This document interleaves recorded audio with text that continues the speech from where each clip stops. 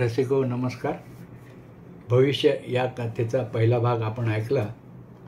मोनाच्या उशीखाली झोपेच्या गोळ्याचं पाकिट दिसतात. शैलजाबाई हताशपणे बाहेर येऊन बसतात. मोनाला काय झालं असावं याचाच विचार करत बसतात. आता पुढे त्यांच्या लाडक्या मोनाला एवढे काय झाले असावे सांगून सुद्धा टाकत नाही पोरगी. जीवाला किती घोर लावून ठेवलाय स्वतःची त्या पुटपुटत होत्या. काय हो, समाधी लागली की काय? ऑफिसातून परतलेले सदाशिवराव त्यांना विचारत होते. बायकोच्या डोळ्यात पाणी पाहून त्यांचे मन धडधडू लागलं. मोनाच्या तब्येतीला काही झालंय का? त्यांनी अधीरपणे विचारले.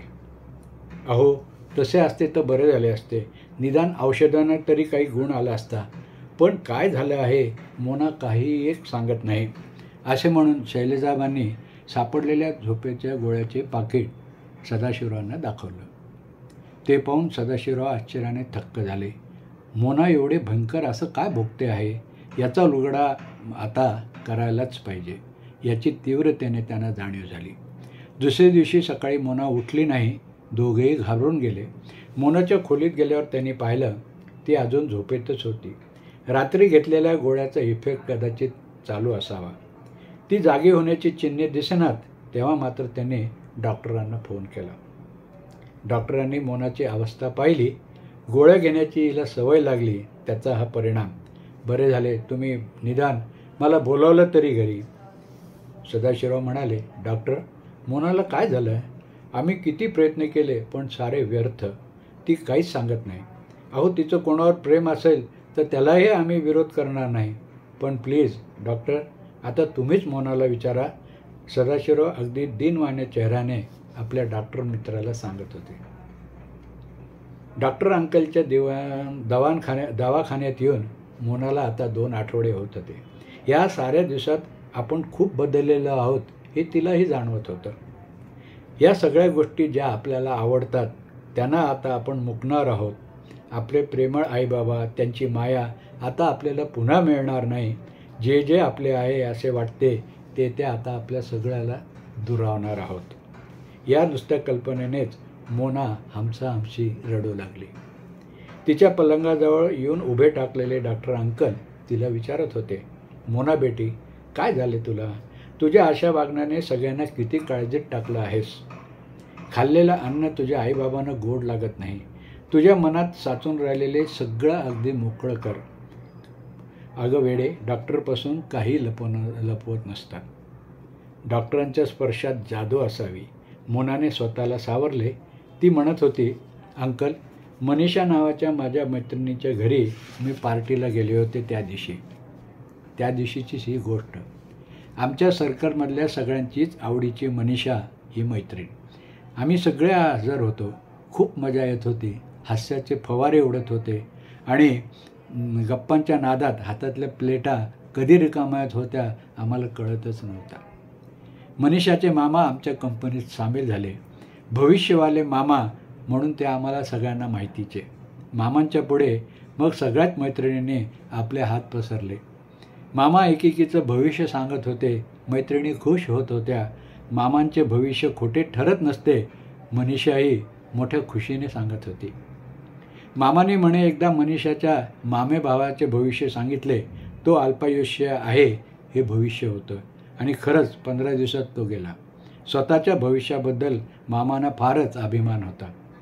इतर सर्व मैत्रिणीचा हात पाहून झाल्यावर मामाने मग माझाही हात भविष्य पाहण्यासाठी पाहिला. त्यांनी गंभीर चेहरा केला आणि आम्ही अस्वस्थ झालो. माझ्या हाताला अधिकच घाम फुटला. भविष्यात काय येणार होते माझ्या वाटाला? संसार सुख नव्हतं की संतती योग नव्हता की मी माझ्या विचारात सुटले होते. माझा हात पाहून ते म्हणाले, मोना, तू अल्पायुष्य आहेस. आता थोडेच आयुष्य उरले आहे तुझे. आहे तेवढे भोगून घे. माझे भविष्य कधी खोटे ठरत नाही. आणि डॉक्टर अंकल, त्या दिवसापासून या भविष्याने मला पुरते झपाटून टाकलं आहे.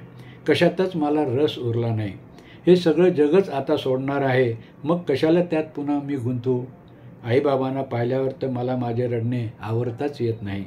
एवढे प्रेमळ आईबाबा, त्यांचे प्रेम, त्यांचा सहवास मला आता मिळणार नाही या गोष्टीचंच मला वाईट वाटतं. या सगळ्या गोष्टीचा ताण असह्य झाला तेव्हा मी झोपेच्या गोळ्या घेतल्या. डॉक्टर अंकल, मी खरंच मरणार आहे का हो? मोनाची कहाणी ऐकून डॉक्टर क्षणभर स्तब्ध राहिले. मोना बेटी, आम्ही पेशंट बरे करत असतो, पण त्यांचे भरकटलेले वेडे मन जर त्यांच्या ताब्यात राहत नसेल, आमच्याही ताब्यात येत नसेल, तर आम्ही काय करायचं? मोना बेटी, हे भविष्य वगैरे सगळं थोतांड असतं गं.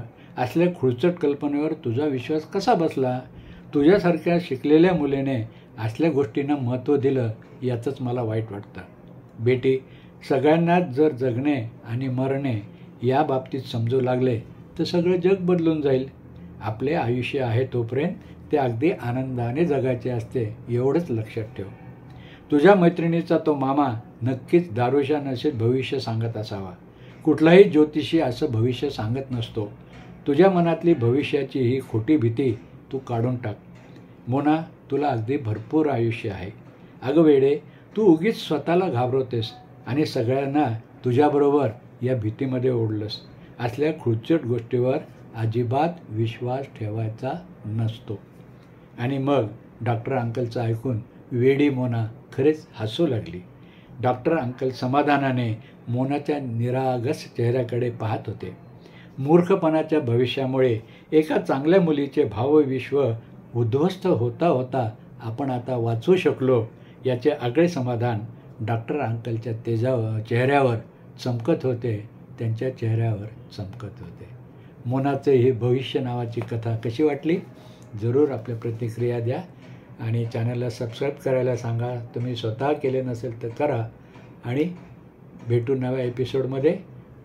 स्वर शुभेच्छा, शब्द शुभेच्छा. नमस्कार.